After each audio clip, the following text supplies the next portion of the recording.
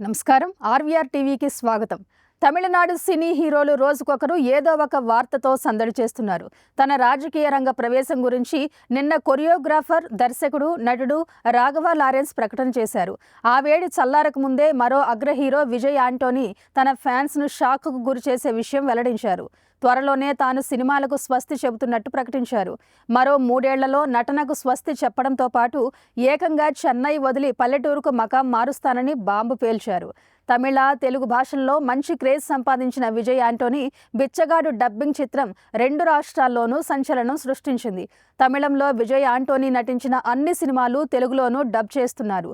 చాలా సినిమాలు విజయం సాధిస్తున్నాయి.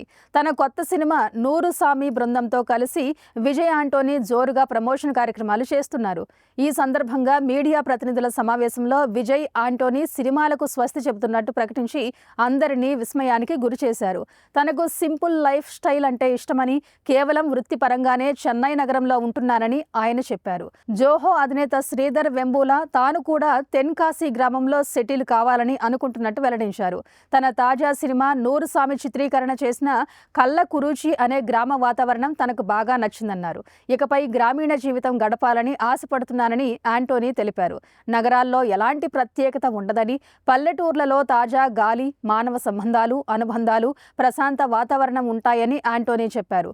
మొత్తం మీద ఉరుములేని పిడుగుల సినిమా ప్రమోషన్ కార్యక్రమాల్లోనే తాను సినీ జీవితానికి స్వస్తి పలుకుతున్నట్టు విజయ్ ఆంటోనీ ప్రకటించడం సంచలనం సృష్టించింది. ఇలాంటి కరెంట్ అప్డేట్స్ కోసం చూస్తూనే ఉండండి మన ఆర్వీఆర్ టీవీ. లైక్ చేయండి, షేర్ చేయండి, సబ్స్క్రైబ్ చేయండి.